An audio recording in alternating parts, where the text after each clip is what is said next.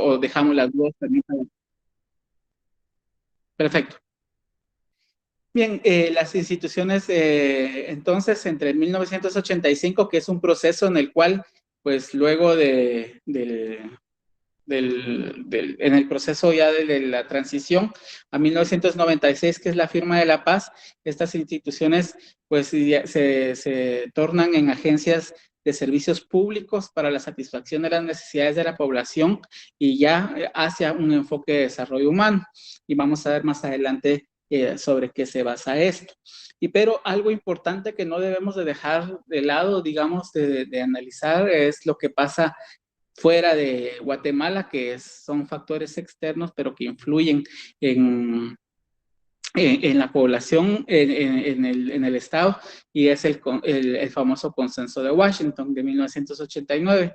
En digamos, grupo de medidas que se establecen a raíz de alguna crisis económica que hubo y crisis política, pues de lo que surge ahí es primero un poco la reducción del Estado hacia un Estado mucho más enfocado a atender el área de desarrollo de las personas, dejar el tema de negocios públicos, por ejemplo. De ahí surge el tema de la privatización, surgen otros temas que el enfoque era reducir el Estado y redireccionar el gasto público a la inversión para el desarrollo, porque uno de los problemas que tenían en cuanto a las grandes deudas que se tenían en la región es que había muchas subvenciones y que estaban destinadas solamente con fines paternalistas, y esto no llevaba a que pues las personas se desarrollaran económicamente. Entonces, a raíz de esto, pues el Estado busca ese desarrollo de las personas. En este caso, pues tenemos el que en la administración pública, el rector de la administración pública es el gobierno. Esto lo vamos a ver el marco normativo mucho más adelante, lo que sustenta esta declaración de decir el gobierno es el rector de la administración pública, porque en este caso el gobierno es el director político del Estado. En la organización que se tiene dentro de la constitución política, el organismo ejecutivo, que está liderado por el presidente de la República, es quien dirige políticamente el Estado dentro de los límites que se establecen en la misma Constitución y las leyes específicas relacionadas, en este caso la ley del organismo ejecutivo, que esto implica que se tiene la capacidad de tomar decisiones administrativas sobre los asuntos públicos. También en Guatemala se habla del gobierno cuando se refiere al organismo ejecutivo, o sea, podemos decir el ejecutivo, el organismo ejecutivo o el gobierno, y hablamos del el mismo poder, digamos, el poder ejecutivo. Sin embargo, la Constitución también incluye otros niveles de gobierno, que es la característica que tenemos en el país, como los gobiernos municipales, el cual es un ente jurídico con funciones autónomas para administrar y dirigir la administración pública a nivel municipal. Esto quiere decir que nosotros tenemos gobierno nacional y gobiernos locales. Este tema, digamos, es un asunto en el cual también es importante de hacer ver que si bien las municipalidades tienen autonomía, esto no implica que no atiendan la Constitución y el mandato, ¿verdad? Y la coordinación institucional con las instituciones sectoriales relacionadas a los distintos temas. Entonces, no es que sean un pequeño gobierno dentro no es que sean 340 gobiernos dentro de una república, sino más bien estamos hablando de una coordinación de estos 340 gobiernos con la administración central. Y esto es un poquito el enfoque republicano que le quisieron dar en su momento los constituyentes que formularon la Constitución de la República. El gobierno como ente ejecutor del Estado debe desarrollar en este caso un programa orientado a la protección de la vida, la libertad, la justicia y la seguridad, la paz y fomentar el desarrollo integral de las personas.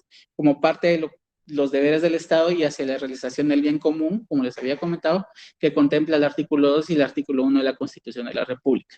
Y es que al final el gobierno lo que debe de materializar es lo que establece la Constitución Política de la República como principios orientadores de la gestión. Y en este caso, pues nuestra Constitución se abre diciendo que nos organizamos para la protección de la vida y de la familia y de las personas. Y segundo, que estamos también para la protección y el desarrollo integral de las personas. Y entre estas dos, digamos, cómo materializarla, es cuando el gobierno desde su organización y desde su planificación debe de programar cómo realizar el bien común. Y este es uno de los puntos medulares de la administración pública. Luego, ya pasando al marco normativo de la administración pública, pues aquí tenemos, digamos, los distintos niveles. La Constitución Política de la República, en el título 3, el Estado, y el capítulo 1, el Estado y sus formas de gobierno, pues establece al organismo ejecutivo como el organismo, el poder que ejecuta y que administra la función pública, ¿verdad? Luego, en la ley del organismo ejecutivo, que es una ley mucho más específica que materializa lo que en la Constitución se establece, habla sobre la competencia que tiene el organismo ejecutivo dentro de del marco de funciones y atribuciones constitucionales y legales de los órganos que lo integran. Compete al organismo ejecutivo el ejercicio de la función administrativa y la formulación y ejecución de las políticas de gobierno. En este caso, pues, esta ley establece las distintas jerarquías que hay o los distintos tipos de órganos u organismos que hay dentro de la misma organismo ejecutivo. Por ejemplo, hay consultivos, hay de control, hay otros que son ejecutores, etcétera, de apoyo. Eso lo establece esta ley del organismo ejecutivo, que es el decreto 114-97, perdón. La ley del servicio civil es otro marco normativo que también regula la administración pública, y esto específicamente en el tema del recurso humano que el gobierno pues emplea para realizar toda esa producción institucional que tiene a su cargo. Otro muy importante, digamos, es la ley de probidad y responsabilidades de los funcionarios y empleados públicos, porque en estas se establecen las limitaciones de las actuaciones de los empleados, de los funcionarios públicos, de cualquier tipo, de cualquier nivel. Esto quiere decir, por ejemplo, que establece cuáles son la forma de conducirse de los funcionarios públicos, desde los que están electos a través del voto o que son designados por el tema político, o que están dentro de la carrera del servicio civil de la UNSEC, y es la UNSEC el órgano rector de seguimiento de la ley del servicio civil. Perdón, y en este caso estoy hablando de la ley de probidad, que es la Contraloría General de Cuentas, perdón. La ley del servicio civil es la UNSEC. En el tema ya propiamente del organismo, perdón, aquí les puse legislativo, es organismo ejecutivo. Hay disposiciones dentro de la misma ley que establece, por ejemplo, primero el ejercicio de la función administrativa, como les habíamos visto anteriormente, y la formulación y ejecución de políticas de gobierno, con las cuales deben coordinarse las entidades que forman parte de la administración descentralizada. En este caso, pues nosotros como Secretaría de Planificación y Programación de la Presidencia tenemos un papel bastante importante dentro de esto. Nosotros asistimos técnicamente y acompañamos a los entes rectores sectoriales de las políticas. Nosotros, como Segeplan, no hacemos las políticas. Nosotros tenemos metodologías, tenemos lineamientos, tenemos modelos lógicos que se utilizan para la formulación de políticas públicas, pero no podemos pues entrar a realizar políticas públicas en temas que no son competencia. Aparte, por ser nosotros una secretaría que es de apoyo al presidente, nuestra función propiamente es de asesorar y dar acompañamiento y no podemos tomar una rectoría sectorial, como lo puede hacer el Ministerio de Economía, como lo puede hacer el Ministerio de Relaciones Exteriores, y esto es más propiamente de los ministerios o cuando las instituciones están creadas bajo leyes específicas que establecen una rectoría en especial. Luego, otra de las disposiciones es la función de gestión administrativa y ejecución y supervisión de obra y servicios públicos que podrán alegarse a terceras personas para lograr una mayor eficiencia y eficacia. Esto es parte también de la administración pública, cuando dentro de sus funciones está la ejecución, porque como les había comentado, hay órganos de distinta naturaleza, que cuando son órganos de ejecución, pues en este caso compete la ejecución propia de programas y de proyectos, y parte de eso también es la supervisión de las obras. Y en este caso, pues aparte de los entes de fiscalización formales como la Contraloría General de Cuentas o en el Ministerio Público, cuando ya lleva una fase de denuncia, nosotros desde CGPLAN también hacemos una supervisión de obras, sobre todo en proyectos de inversión pública y proyectos de cooperación, también con fondos de cooperación internacional. Luego, los principios que persigue la función administrativa del organismo ejecutivo es otra de las disposiciones, que en este caso están basados sobre la solidaridad, la subsidiariedad, la transparencia, la probidad, la eficacia, la descentralización y la participación ciudadana. Sobre todo este último enfoque de participación ciudadana es de suma importancia porque pues hacia el nuevo enfoque de gestión pública para el desarrollo y gestión pública, digamos, moderna, va enfocado hacia el ciudadano como centro de desarrollo hacia todas las distintas áreas, ¿verdad? Entonces, eso es importante que ustedes lo tengan presente.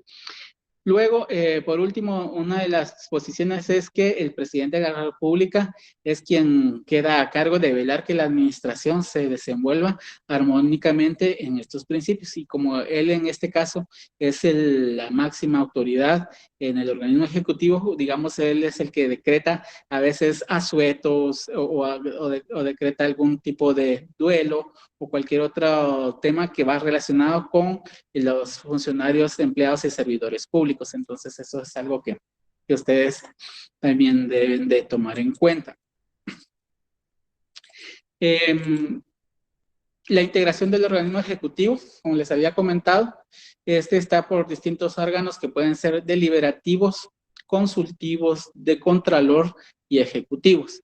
Y en este caso, pues los ministerios son instituciones que están al servicio del presidente, que atienden los distintos negocios o distintos asuntos que desde la presidencia se les delega por encargo del presidente. Entonces, en este caso, los ministerios y las secretarías de la presidencia, dependencias y gobernaciones departamentales y órganos que administra o jerárquicamente depende de la presidencia, pues forman también parte del organismo ejecutivo, las comisiones temporales, comités temporales y gabinetes específicos.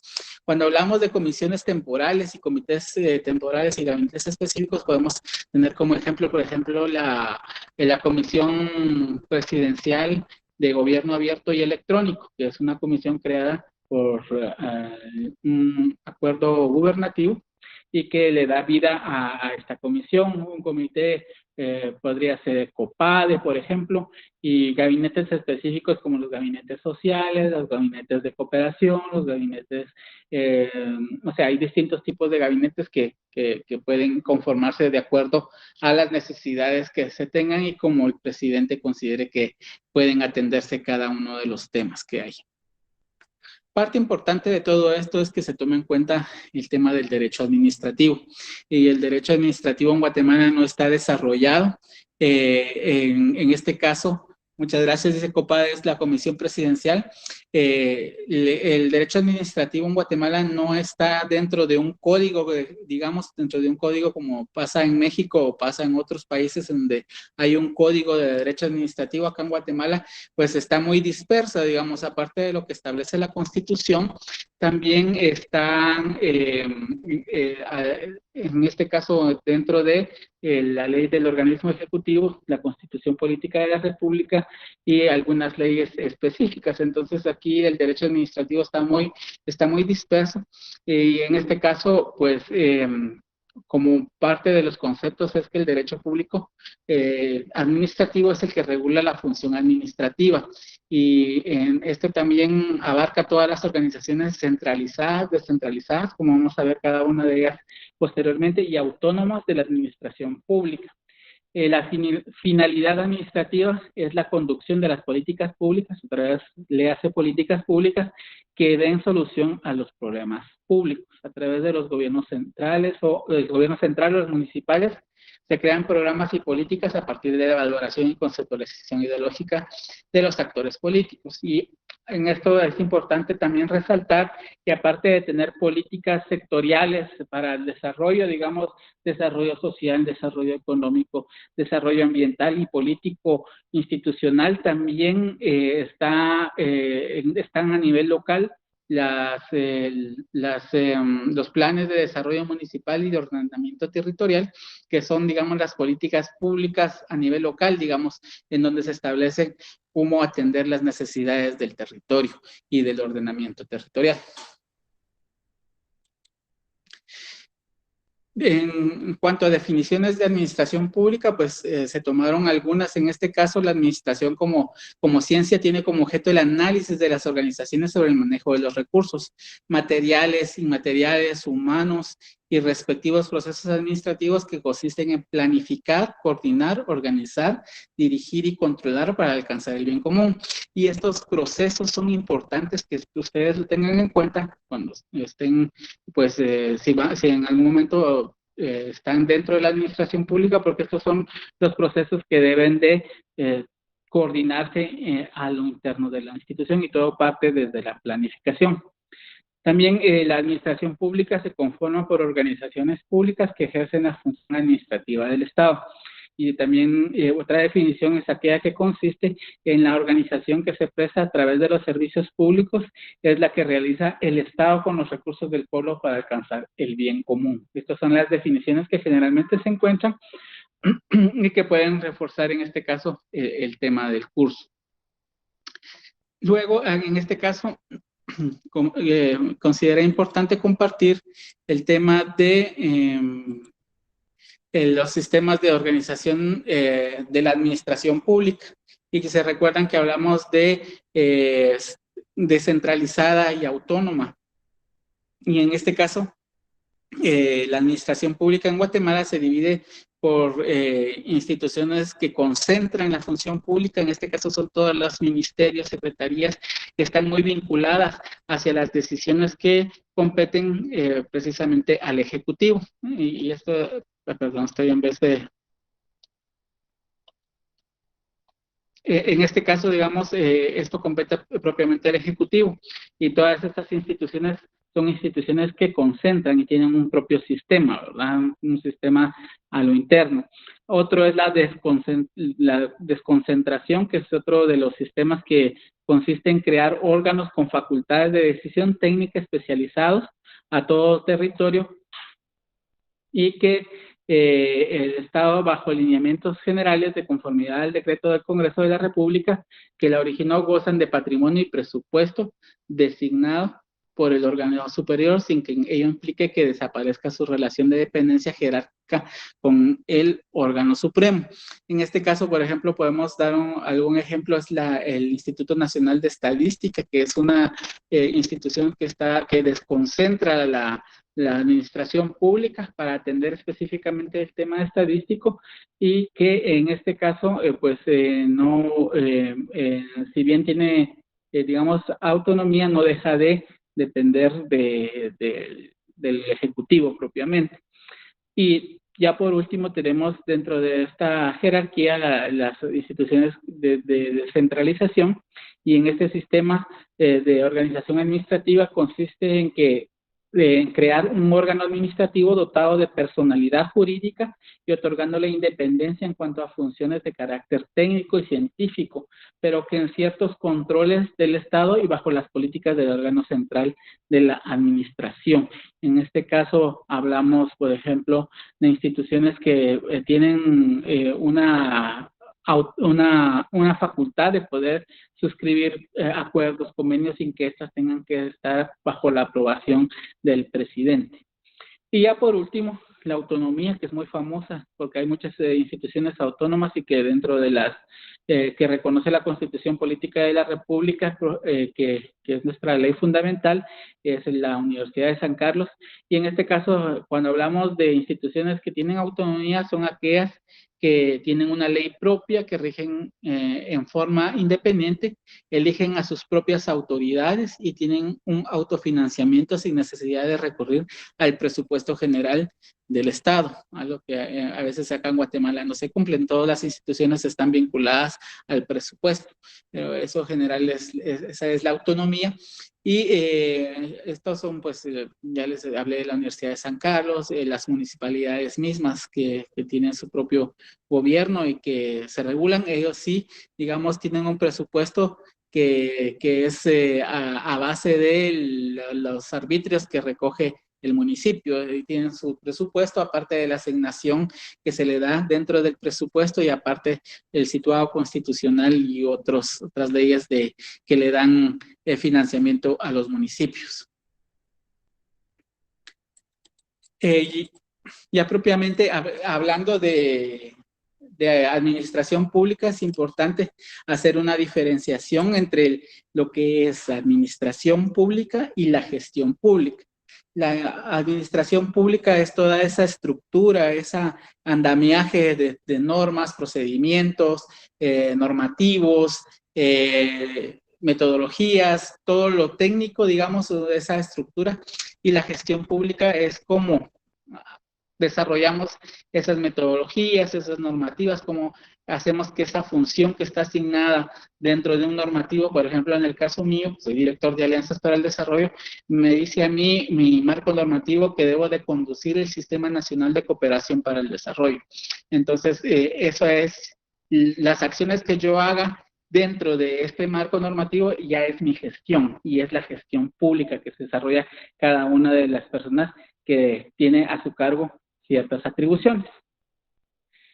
La gestión pública persigue a que un gobierno sea más económico y más eficiente, con servicios de mayor calidad y programas más eficaces. Y además, simultáneamente, introduce cambios como la ampliación del control político, mayor libertad a los gerentes para que lleven a cabo su gestión, mayor transparencia gubernamental y una mejora de la imagen de aquellos ministros y líderes más comprometidos.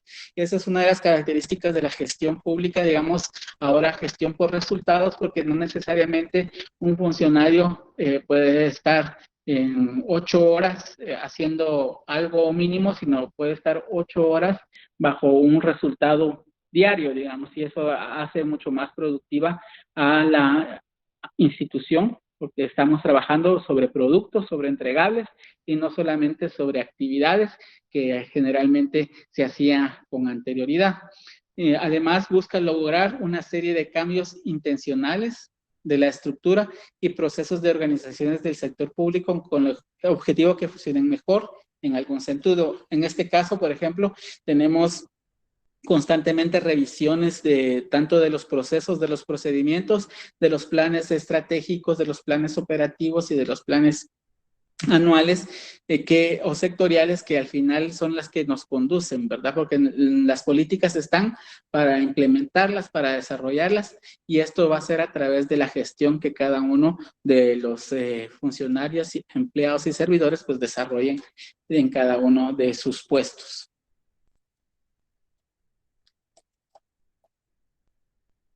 En cuanto a elementos fundamentales de la gestión pública que debemos de tomar en cuenta, es lo organizacional, que es a lo interno.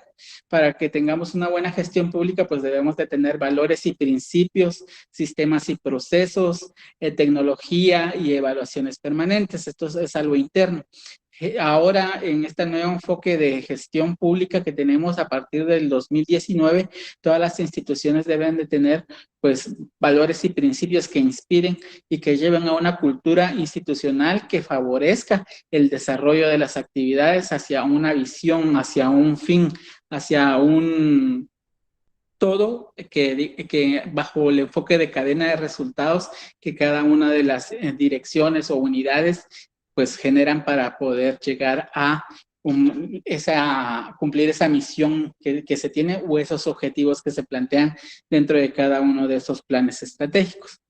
Aparte de eso, otro elemento es los enfoques de resultados, que en este caso todo tiene que estar hacia un enfoque que lleve un producto, el desempeño, los servicios públicos y los espacios colaborativos. Y esto es bastante importante. Ahora, por ejemplo, en el tema de planificación, no solamente se quedan con una serie de actividades que se desarrollan dentro de las instituciones, sino que esas actividades vayan a que se generen resultados y que se generen productos tanto estratégicos como operativos o como dentro de la producción institucional que establece el marco estratégico de cada una de las instituciones. Los principios de la gestión pública en este caso son la innovación, que comprende tecnologías y sistemas, la eficiencia en cuanto a la evaluación y procesos, porque definitivamente nadie puede mejorar su proceso si no es evaluado, nadie puede mejorar sus funciones o su desarrollo de actividades si no es evaluado. Entonces la eficiencia va muy vinculado hacia la evaluación y la evaluación misma de los procesos. También los productos, los resultados que van orientados a productos y políticas públicas, en este caso, la transparencia, que es una parte fundamental de la gestión pública, porque se rinde cuentas no solamente hacia un ente fiscalizador, sino también hacia la ciudadanía. Y por eso hablamos de rendición de cuentas y acceso a la información. La participación es otro de los principios en la cual estamos tomando en cuenta la participación de las personas, la participación de la ciudadanía en general desde un enfoque de colaboración y de participación. La gestión pública orienta la competitividad mediante la separación de competencias entre los financiadores y los prestadores de servicios. También tiene un enfoque a la efectividad, eficiencia y calidad del cumplimiento de tareas.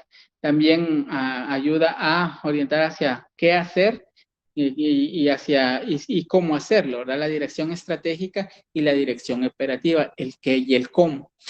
Un trato fundamental igual de los prestadores de servicios particulares como público dentro del marco de la prestación de servicios y presupuestos globales. También un impulso enfocado de la innovación y que como parte de la prestación de servicios gracias a un manejo de operativo delegado, no solo descentralizado.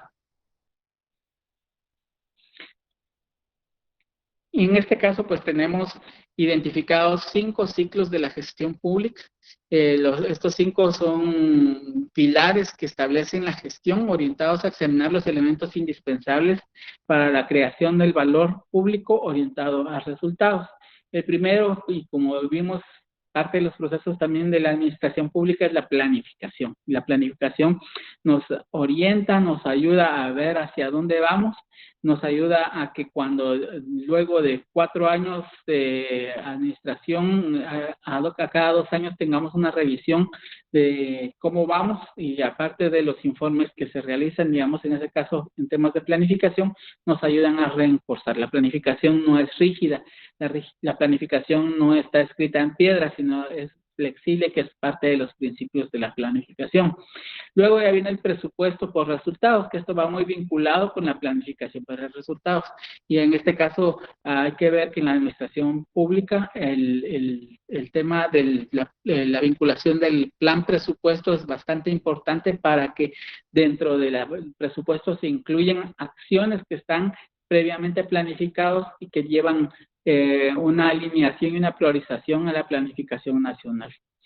Luego, tenemos también la gestión financiera auditoría y adquisiciones, que eso es parte ya propiamente de la ejecución, la gestión de programas y proyectos, que ya es la implementación de toda esa planificación que vimos, el monitoreo y evaluación, que nos ayuda a ver qué estamos haciendo bien y qué no estamos haciendo bien para reimpulsarlo, y que esto sirve de retroalimentación nuevamente para el siguiente año en la planificación anual, o en la planificación multianual o en la planificación estratégica también. Ahora, quiero compartir con ustedes, ya vimos, digamos, la parte propiamente teórica, tanto de la administración pública como la gestión pública, pero quiero compartirles qué hacemos en Guatemala, cómo estamos haciendo la gestión pública. Esto es algo que nosotros conducimos desde el Sistema Nacional de Planificación, y que lo que tratamos es trasladar lineamientos para la gestión para el desarrollo. Y en este caso hablamos de gestión de resultados, equidad, gestión de riesgos y adaptación del cambio climático. Esos son los ejes transversales de nuestra gestión. Comentarles en este caso que pues, Guatemala ya ha tenido una trayectoria hacia el camino hacia el desarrollo. En el 2014 y se terminó de construir el Plan Nacional de Desarrollo, que es nuestra Guatemala CATUM 2032. Y en este caso habla sobre distintos ejes en los cuales a través de la participación de los distintos sectores de poblaciones se definió cuáles eran las prioridades del país para el desarrollo. En el 2014 sucedió esto, en el 2015, ya luego de la evaluación de los objetivos de desarrollo del milenio, y que Naciones Unidas se dio cuenta que no se alcanzaron los objetivos que se habían planteado, entonces viene y plantea una nueva versión de objetivos, y en este caso ya no es objetivos de desarrollo del milenio, sino son objetivos de desarrollo sostenible, que toman los anteriores objetivos del milenio y las mejora todavía hacia un desarrollo sostenible, hacia donde las personas son el centro del desarrollo y que van hacia distintas áreas. Y esto pasó en el 2015 con la declaración Transformando Nuestro Mundo, Objetivos de Desarrollo Sostenible de la Agenda 2030. Entonces Guatemala suscribió el convenio, entonces se juntó con dos agendas, digamos, de desarrollo, la nacional, que es el CATUM 2032, y la internacional, que es la Agenda 2030. Entonces no podíamos atender a doble amo en este caso, ¿verdad? Teníamos que hacer un proceso de priorización, y esto se hizo a través del análisis. Se dio siempre primacía a la identificación de las necesidades nacionales del país, que en este caso es lo que establece el CATUM, y lo que se hizo fue una articulación de los objetivos de desarrollo sostenible al Plan CATUM, y esto dio como origen las prioridades nacionales de desarrollo. Ustedes pueden ver acá en el 2016 se hizo este ejercicio en el cual quedaron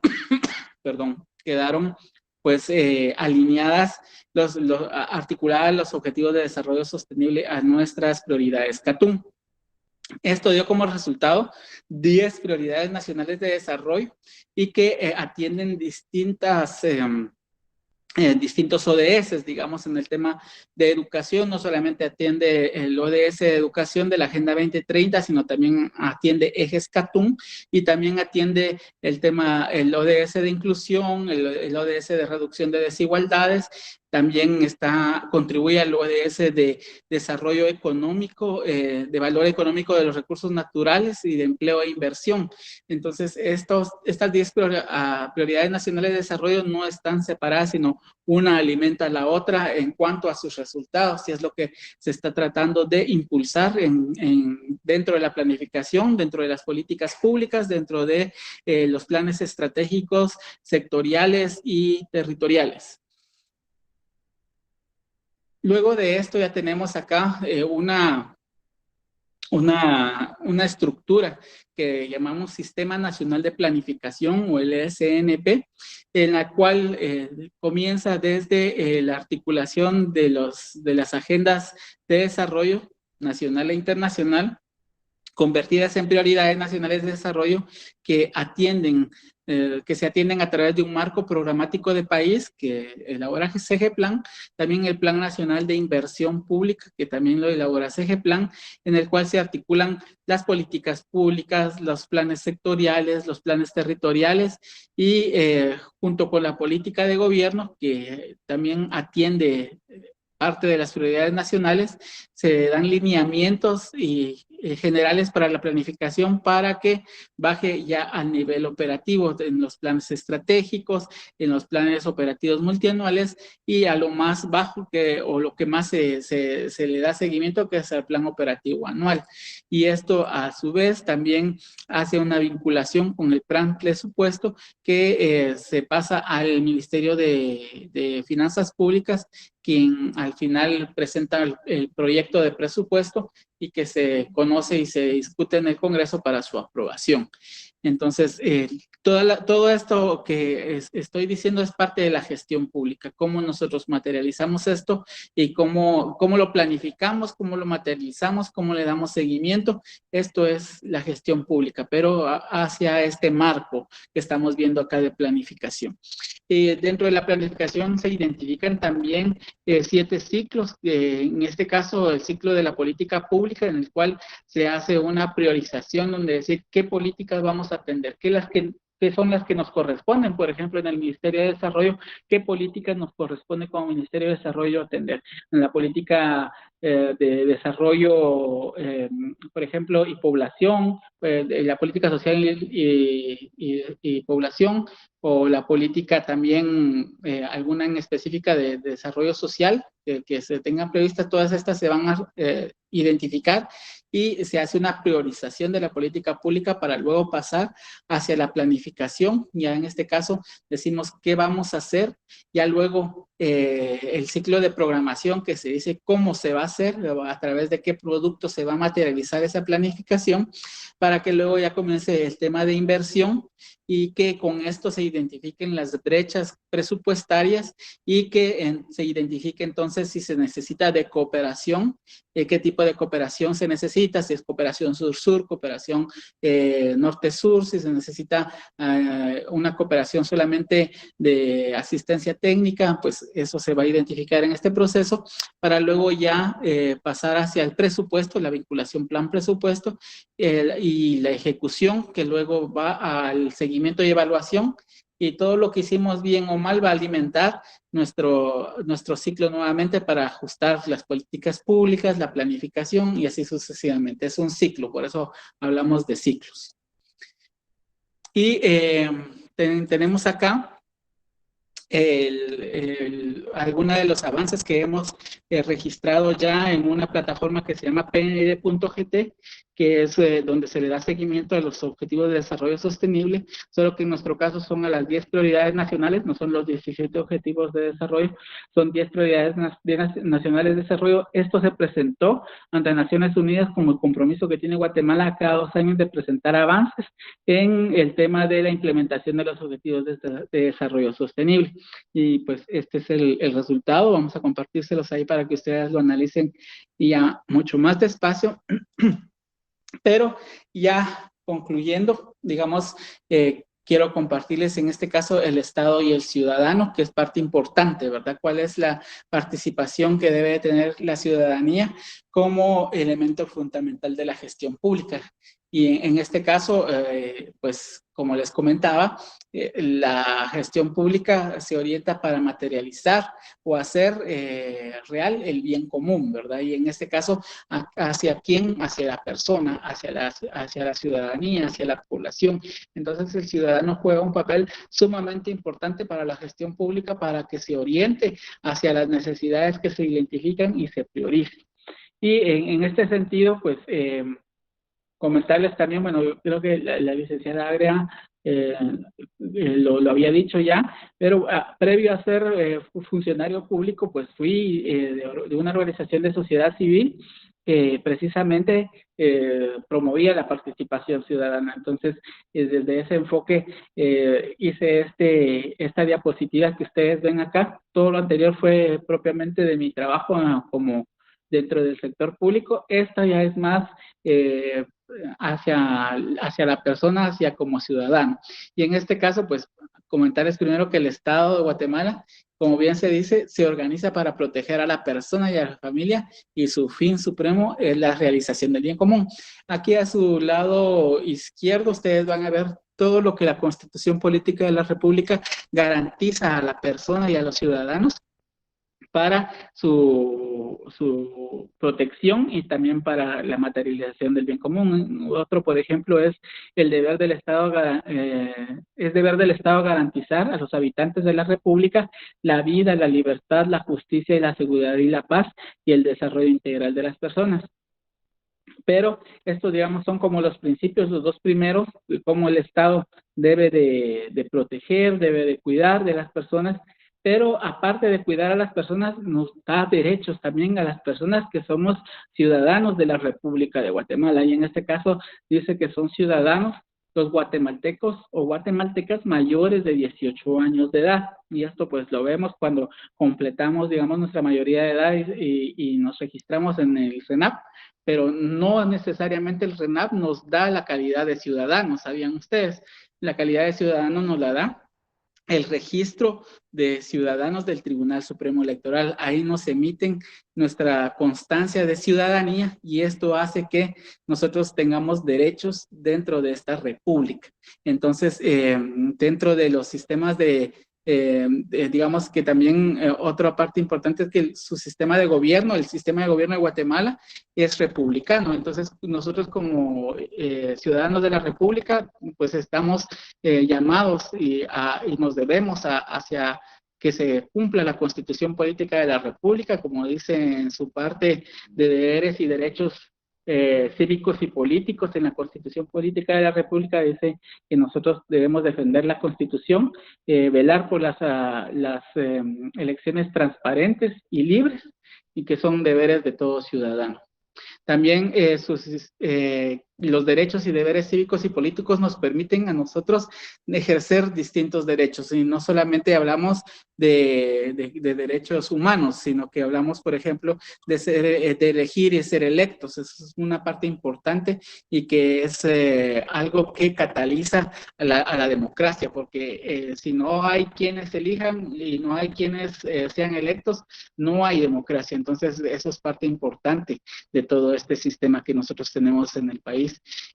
También en este caso ya nos hace tomadores de decisiones el hecho de tener derechos y deberes cívicos y políticos, nos hace tomadores de decisiones cuando, pues a través de las elecciones libres y transparentes, somos electos. Por ejemplo, los concejales, los alcaldes, los diputados y el binomio presidencial, pues los hacemos tomadores de decisiones a través de nuestro voto. Entonces, y eso viene del derecho que tenemos de elegir y ser electos, de deberes políticos y cívicos.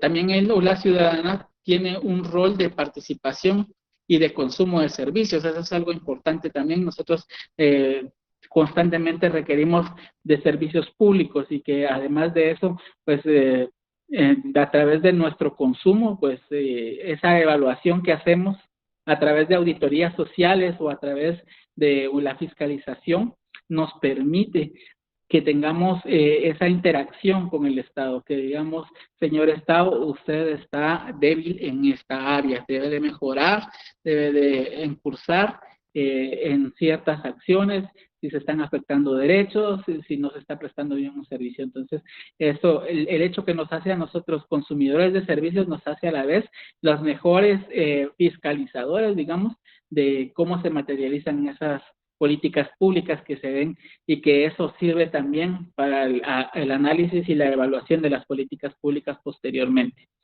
Ya para concluir en los temas de los marcos normativos, aquí pues que nos conllevan o que nos fortalecen esa interacción de ciudadanos con el Estado, pues está la Constitución Política de la República definitivamente, sobre todo en la parte de los derechos humanos, derechos individuales, derechos sociales. También la ley electoral y de partidos políticos, porque al final es las reglas del juego de cómo podemos ser electos y cómo podemos participar de la política. También la ley de pensamiento, de libre pensamiento, porque en esta también nos garantizan que nosotros podemos pues expresarnos de distintas formas. La ley específicas propiamente en participación, la ley de consejos de desarrollo. Esto es importante, que digamos hay una participación desde lo local, desde lo comunitario, que alimenta todo un andamiaje, un sistema de consejos de desarrollo que al final pues tienen una toma de decisiones a través de este consejo para la formulación de programas o proyectos que conllevan el desarrollo a nivel local. También la ley de desarrollo social, que ahí precisamente establece la participación ciudadana como parte importante del seguimiento y la evaluación de las políticas públicas. El código municipal, que reconoce la auditoría social también, que es parte importante dentro de la función pública local. Y la ley de acceso a la información pública, que también nos permite ejercer ese derecho a saber, ¿verdad? ¿Qué están haciendo con nuestros impuestos? ¿En qué se están invirtiendo? ¿Cómo estamos utilizando? ¿Cómo se utiliza el poder que se le da a un funcionario, a una funcionaria, si no es para beneficio propio o para beneficio de particulares, ¿verdad? Eso es parte importante. La ley de acceso a la información es una ley muy bonita y en lo particular, pues he tenido mucho, la he ejercido mucho, digamos, en este caso, en saber las solicitudes de información pública, el recurso de revisión, hacia qué instancias orientarlas. Eso ha servido bastante para poder tener ese acercamiento con la función pública del poder y el ejercicio de las funciones. Entonces, eso es lo que les quisiera compartir. Dejaría el espacio ahí, doctora, para que ustedes pudieran, en todo caso, tener un diálogo. Muchas gracias. Muchas gracias, Marvin. Agradezco muchísimo. Usted ahorita abordó en términos prácticos un montón de lo que he venido desarrollando en el curso. Entonces, yo dejaría ahorita a los compañeros que puedan presentar primero, ya sea sus dudas o si